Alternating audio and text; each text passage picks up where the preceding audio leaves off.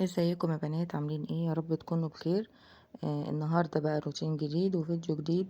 ان شاء الله كده يكون فيديو سريع كده وروتين كده محفز. النهارده الروتين بتاعنا مفهوش يعني بهدله كتير وميه ورغاوي وحاجات كتير كده. هننضف كده اوضه البنات النهارده. وقبل ما نبتدي الفيديو، لو اول مره تشوف القناه يا ريت تدعميني كده بلايك وكومنت حلو منك، وتشتركي في القناه وتفعلي زر الجرس عشان يوصلك كل جديد. ولو من متابعيني الحلوين يا ريت ما تبخليش برضو عليا بلايك، وتكتبي لي كومنت ودعوه حلوه منك كده في الايام المفترجه اللي احنا فيها دي، ولك بالمثل اللهم امين. النهارده بقى بدأت كده، قلت انضف اوضه البنات. كان بقالي فتره كده هي كانت محتاجه تتنضف تنظيفه كويسه يعني. هي مش تنظيفه عميقه قوي، بس برضو انتوا عارفين الولاد وكده والبهدله واللعب والحاجات اللي بيعملوها دي بالاوضه بتاعتهم بالذات بتتبهدل بسرعه. وبالذات كمان ان انا عندي البنات هي قعدتهم بتبقى في الاوضه دي طول النهار ولعبهم وكل حاجه، فبيبقى كل البهدله بقى ايه في نفس الاوضه يعني. فقلت بقى النهارده كده اشيل الملايات واشيل الدفايات واغسلهم واغير بقى الملايات بتاعه السراير. شلت بقى الدفايات كده وشلت كمان الملايات اللي كانت تحتيها، وحطيتهم كده في غسله في الغساله. والبنات بقى النهارده هم اللي اختاروا كده الملايات اللي هحطها لهم على السراير بتاعتهم. الملايات دي بتاعت السرير الكبير بتاع اوضه النوم اللي هي المرتبه القطن يعني. فانا عندي نفس الشكل، يعني عندي نفس الملايه الشكل نفس الشكل بس الالوان متغيره. فبقى رحت جايه كل واحده فيهم اختارت اللون اللي عاجبها وفرشتها لهم كده على السراير. كنت قاعده اجيب الملايه بقى يمين وشمال ومش عارفه فين اولها من اخرها، لان زي ما انتوا عارفين المراتب اللي هي التاكي ديت بتكون عاليه عن المراتب القطن، فبتبقى محتاجه ملايات اكبر شويه. المهم ان انا كده بقى ظبطت الملايه بتاعتي وفرشتها وحطيتها كمان تحت المرتبه من قدام ومن كل حته كده عشان تفضل ماسكة في المرتبة يعني، وما مش من أول حركة ومن أقل حركة منهم تتبهدل وكده. بالنسبة بقى البلاستيك اللي أنا حطاه على اللي هو السراير، كنت عايزة أقول لكم في الفيديو اللي قبل كده بس نسيت.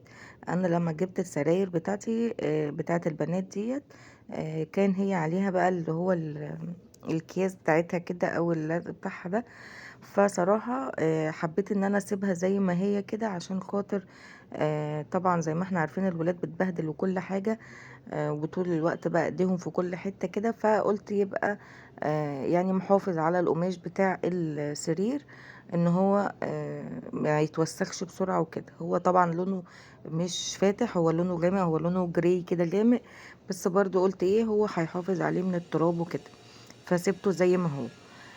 وجيت بقى على السرير التاني اللي هو ده سرير كارما.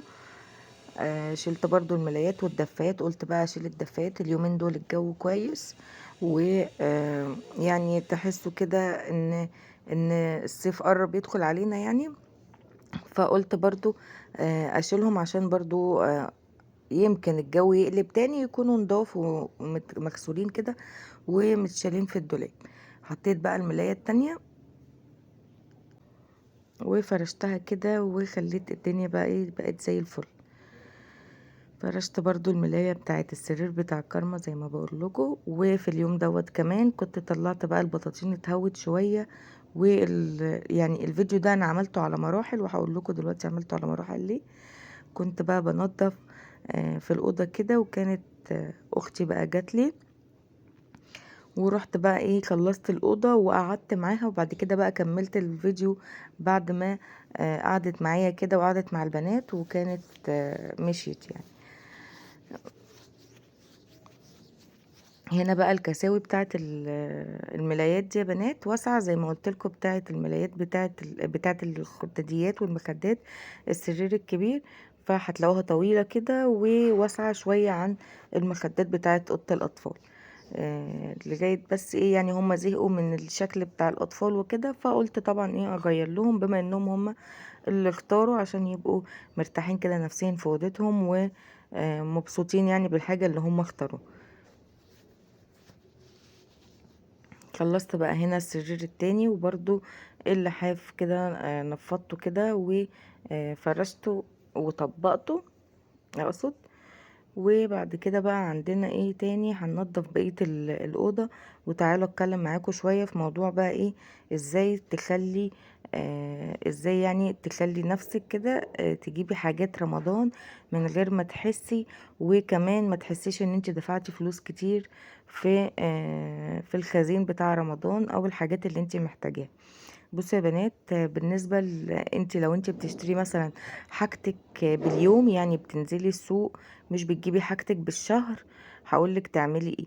لو انت بتنزلي كل يوم كده تجيبي حاجة السوق بتاعتك، وانت مثلا بتجيبي الاكل، ممكن تجيبي مثلا نص كيلو سمنة.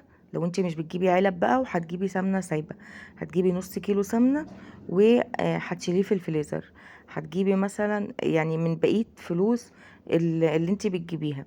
مثلا جبتي الاكل النهارده وفضل معاكي فلوس، فلقيتي ان الطماطم رخيصة، فروحتي اشتريتي مثلا ب20 جنيه طماطم وبرضو حطيتيها في التلاجة.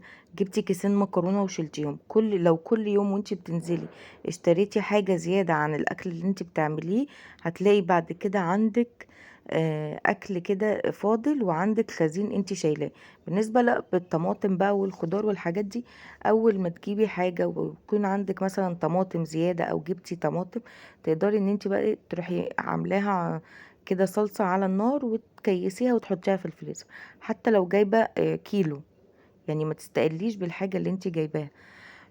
مثلا وانت بتجيبي الاكل النهاردة فضل معاكي فلوس زيادة، فرحتي جبتي ازازة زيت، برضو اركنيها، حاولي ان انت تركنيها وما تستخدمهاش. مثلا البزلة، الخضار والحاجات دي، لو جبتي كيلو كيلو وانتي بتشتري اكلك بتاع كل يوم، هتلاقي نفسك من هنا لغاية رمضان شايلة خزين كويس ليكي ولولادك في البيت كده. تمام. طبعا زي ما انتوا عارفين وان الظروف دلوقتي بقت يعني الاسعار غالية والحاجات كلها اسعارها غالية. فاللي بينزل بيشتري حاجته مرة واحدة دوت يعني بيبقى بالنسبة له الموضوع صعب، لان الفلوس بتبقى يعني بيدفع ألوفات مرة واحدة عشان خاطر بقى ينزل يجيب الاكل بالشهر. ودلوقتي يعني الدنيا بقت ضيقة كده، والواحد لازم يمشي على قد حاله كده. وفي نفس الوقت زي ما قلت لكم في فيديو التفريزات المرة اللي فاتت، ان انتوا ادرى بكمية الوجبة اللي انتوا بتعملوها. حاولوا ان انتوا ما تعملوش اكل اكتر من الزيادة. حاولي ان انتي ما ترميش اي حاجة. لو انتوا بتعملوا الطبيخ مثلا او البزلة او الحاجات ديت، لما بتيجي تعمليها بيفضل منك، حاولي ان انت وانت بتخزنيها تقللي من الكميات اللي انت بتعمليها. كل ده هيوفر معاكي. وكمان هيبقى في نفس الوقت انت مش بتأكليهم نفس الاكل مثلا يومين تلاتة، بتعملي اكل جديد وفي نفس الوقت مش بترمي حاجة يعني في الزبالة. اعزكم الله، فهمتوا؟ فلو انت بتجيبي اكلك ده الاقتراح بتاعي بالنسبه اللي بيجيب اكله مش بالشهر. يعني انا مثلا مش بجيب اكلي بالشهر، ممكن وانا نازله السوق كده بجيب مثلا الاكل بتاع النهارده، اروح جايبه ازازه زيت اشيلها على جنب، ممكن اجيب كيسين مكرونه كده اشيلهم على جنب، ممكن اجيب 2 كيلو رز اشيلهم على جنب. استخدمتهم طالما معايا فلوس مش بستخدمهم. في وقت بقى مش معايا فلوس بضطر ان انا استخدم منهم.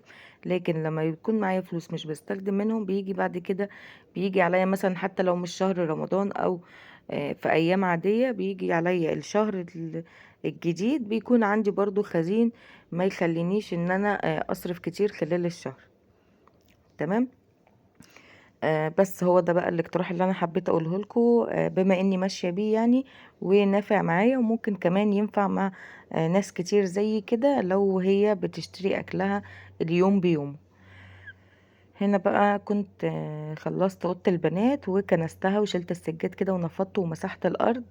بمسح الارض بايه عشان السيراميك يفضل نضيف وبيلمع. بحط في الموب ميه سخنه وبحط فيها شويه كده من الكلور وكمان شويه من المعطر عشان يخلي لي الاوضه ريحتها كده منعشه وريحتها حلوه، والكلور عشان برضو لو في بقع مكان البنات كده في السيراميك تتمسح.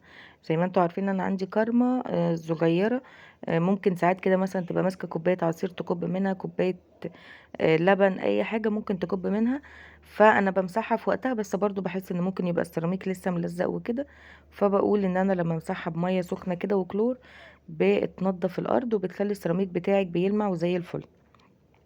طلعت بقى على الصالة، فرشت كمان كنت مسيقاها ومنضفاها، بس المقطع ده ما تصورش معاكم. ف مسحتها بقى وكنستها وفرشت السجادة التانية اللي هي الزرقاء دي، وغيرت فرش كمان الركنة بتاعتي.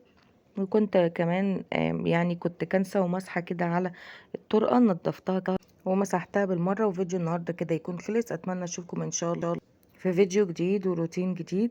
متنسوش تحطوا لي لايك وشير وتشتركوا في القناة. مع السلامة.